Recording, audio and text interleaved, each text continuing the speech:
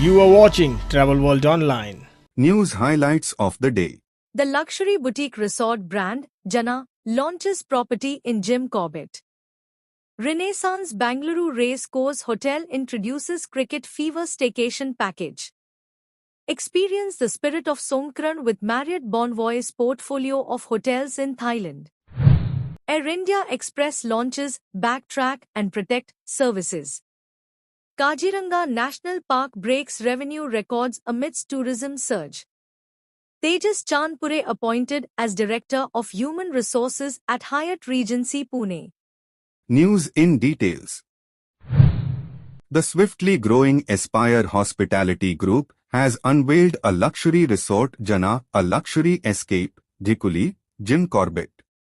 Nestled amidst the captivating wilderness, the resort offers an exquisite blend of opulence and serenity.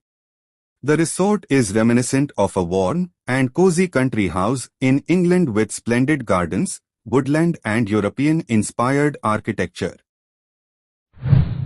Immerse yourself in an unparalleled cricket extravaganza with the Renaissance Bangalore Race Course Hotel's exclusive Cricket Fever Staycation Package. Whether you're an avid cricket aficionado or simply enjoy the game in the company of friends, our package promises to elevate your cricket experience to new heights. Located just a brisk 10 minutes drive away from the iconic Chinnaswamy Stadium, our hotel offers world-class hospitality amidst the buzz of Bengaluru's cricket season. Marriott Bonvoy's portfolio of hotels in Thailand is inviting its experience-seeking guests to come together this April and immerse themselves in the spirit of Songkran, the iconic Thai New Year water festival. Traditionally, Thai families would take part in gentle water-pouring rituals to wash away the problems of the past and step into the new year feeling fully refreshed and revitalized.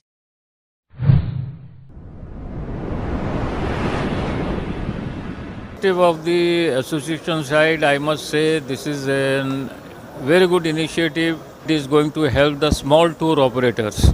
This is the future of the digital India and digital platform. Download Travel Business app. Air India Express has announced the launch of Backtrack and Protect services in partnership with Blue Ribbon Bag. This service ensures comprehensive and dynamic bag tracking to ensure frictionless travel for the guests checking in their baggage. The service can be pre-booked from the add-ons page on the airline's award-winning mobile app and website, www.airindiaexpress.com. UNESCO Heritage Site, the Kaziranga National Park Tiger Reserve in Assam has achieved a remarkable milestone, reporting its highest-ever revenue of 8 crores 81 lakhs 84,161 rupees for the fiscal year 2023-24.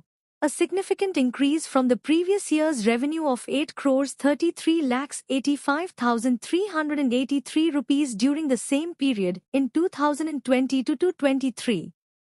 Renowned for its iconic one-horned rhinoceros, Kaziranga National Park and Tiger Reserve attracted a total of 3,27,493 tourists in the last fiscal year.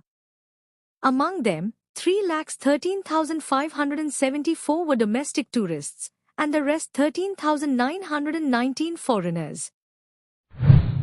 Hyatt Regency Pune has announced the appointment of Tejas Chandpure as the Director of Human Resources. With a career spanning over a decade in the hospitality industry, Tejas brings a wealth of experience and a proven track record of.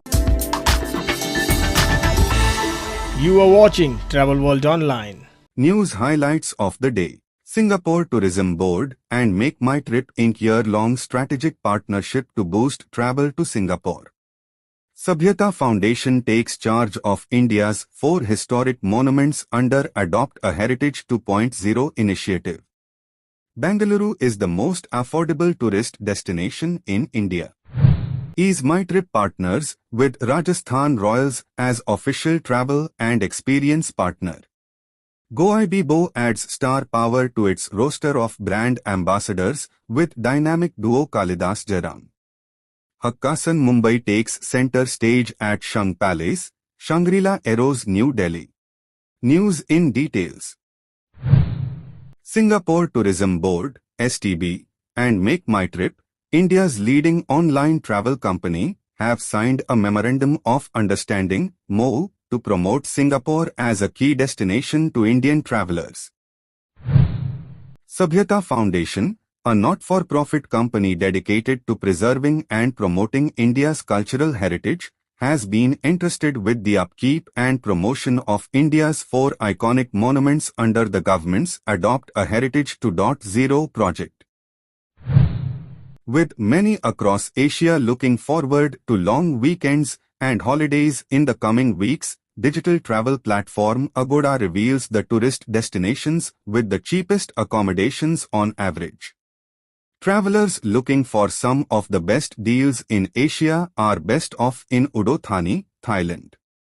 While in India, it's Bengaluru where travelers can enjoy the most competitive room rates in April and May.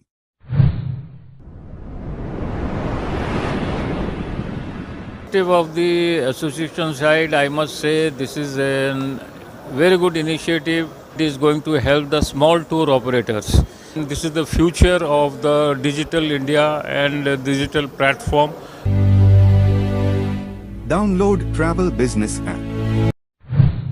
EaseMyTrip.com has been selected as the official travel and experience partner with Royals Sports Group-owned franchise Rajasthan Royals for the ongoing 2024 season.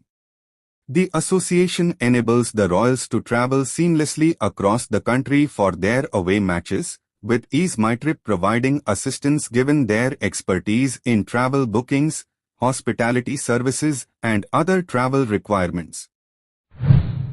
Goibibo, one of India's leading travel brands, has onboarded the iconic father-son duo Jairam and Kalidas as its brand ambassadors. This announcement furthers Goibibo's localized approach to brand communication and product curation.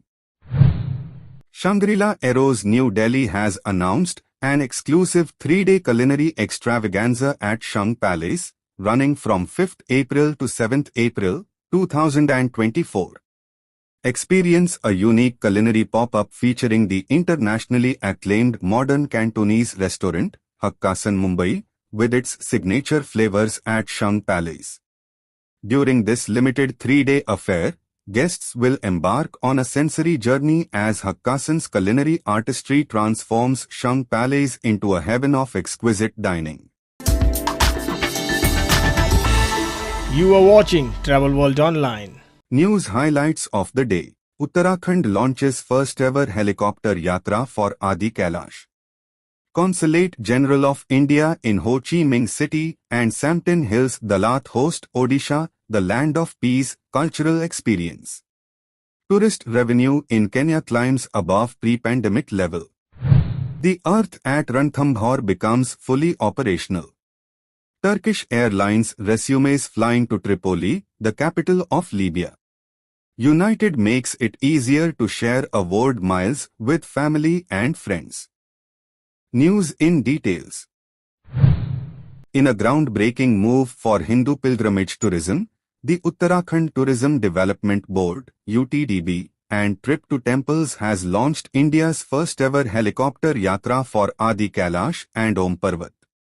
This innovative initiative shatters limitations imposed by season and terrain, making these revered pilgrimage sites accessible to a wider range of devotees for more days in a year. The Consulate General of India in Ho Chi Minh City collaborated with Sampton Hills Dalat in Lam Dong Province, Vietnam, to present the Odisha, the land of peace, cultural experience. This event was organized to promote warm relations and foster meaningful cultural experiences between the people of India and Vietnam. Revenue from tourism in Kenya jumped nearly a third in 2023 over the previous year, beating the pre-pandemic numbers, according to the Tourism Ministry.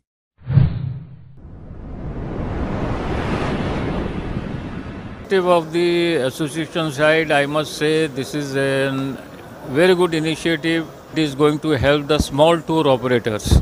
This is the future of the digital India and digital platform. Download Travel Business app. The management of the earth at Ranthambore in Rajasthan, offering sustainability as a way of life, has announced the commencement of full operations as Ranthambore's only property where eco-conscious luxury meets wilderness. With the addition of 12 new, healthy, durable, energy-efficient, and fireproof rammed mud and cob earth cottages made largely from the soil as well as wooden cottages. Turkish Airlines starts flying to Tripoli, the capital of Libya, as of 28 March 2024 again. Being the airline that connects Africa to the most destinations in the world, Turkish Airlines operates 62 destinations across the African continent. The flag carrier will operate flights to Tripoli 3 times a week on Tuesdays, Thursdays, and Sundays. Just in time for summer travel planning, United has launched Mileage Plus Miles Pooling, a new way for Mileage Plus members to contribute and combine their miles into a joint account. Available on United.com, groups of up to 5 members can now share and redeem miles in one linked account. United allows any Mileage Plus member, whether relatives or close friends, to be in a pool with other members. United is the first and only major US airline to offer this feature. You are watching Travel World Online. Look at a certain metric is one of the largest airline or the largest airline in the world now. We've been flying in India for more than almost 20 years now. I'm only grateful to the Indian government for all the support that we've been getting so far. It's a pity that we cannot fly all the frequencies. We had 5 flights a day earlier. We had to bring it down to 2 flights because we cannot use the Russian airspace. Although between US and India, we all know there is open sky. And India remains a strategic market for United Airlines. What Mr. Kaul touched upon in terms of the challenging issues, we are trying to address at our level in terms of the delivery of the aircrafts. We're getting almost 1 aircraft every 2 weeks, 2 to 3 weeks. We have in-house academy to train the pilots to make sure that all the requirements are taken care of.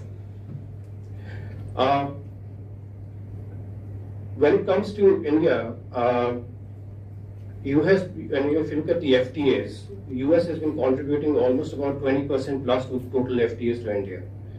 And I think if I look at the pre-COVID numbers, it was almost more than 1 million every year. And so United Airlines is also very strong in terms of the corporate business, and we were very, very corporate focused throughout. So between India and US, there's a huge exchange of corporate travelers. Post-COVID, things changed, and we have seen the situation has flipped a little bit. And hence my lot of interest in this particular forum today, because how it has flipped? It has flipped in terms of tourism taking over the corporate travel. So if you really look at, if I look at my metric, my figures, the corporate travel has reached almost 70% of the total business of 2019. Whereas the leisure business and the visiting friends and relatives back to India, all the Indian diaspora and other people, it has crossed 2019 levels. So initially we thought it's going to be like pent-up demand, the things will change, but the way I look at it now in terms of the forecast, things are not looking back at all. So it's growing as we see it.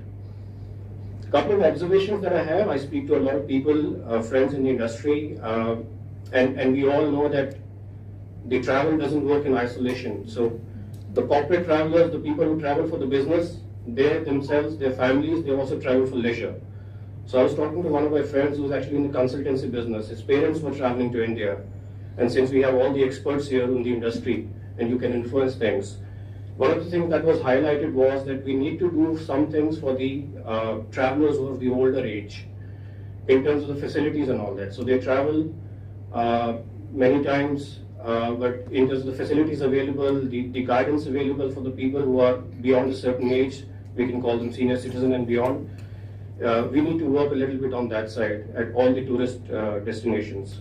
And by the way, if you look at the trends, the people that I see who are traveling, it's kind of, the focus is more towards Goa and Kerala, and I think it's going beyond. And the corporate focus remains in top tier 1 cities, and then the Pune and the Hyderabad and other cities kind of follow them. Other thing which we have seen, I've personally noticed, is the people who are traveling here, and again, based on the conversation, there's a lot of demand for the wellness and spiritual tourism. And when we talk to our tour operators, when I talk to my colleagues in US who are promoting together with the tour operators, they're saying we need a little more education on that. So historically, you look at certain cities for the spirituality, people come in. But in terms of highlighting what you can do for the spirituality, what should they look forward to in terms of spiritual experience and wellness? So whether it's medical treatment, whatever it is, if we can highlight that and package it as a part of the tourism, I know all the influencers are here, they can do that, that'll be brilliant. I think that'll create a lot of education and awareness.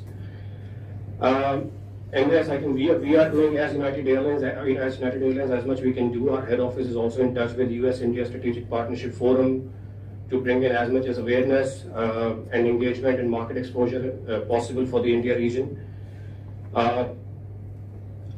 We from the government side, I think we are very happy. I can always thank the support that we got during COVID times. We were running repatriation flights every day.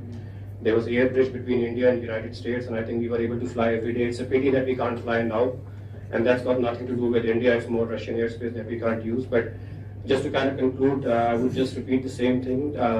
The focus on India remains very, very strong. We've got wide bodies coming in very fast, and I think as we get an opportunity to fly to India, we would like to put up at least 5 flights a day back, and maybe more in the future.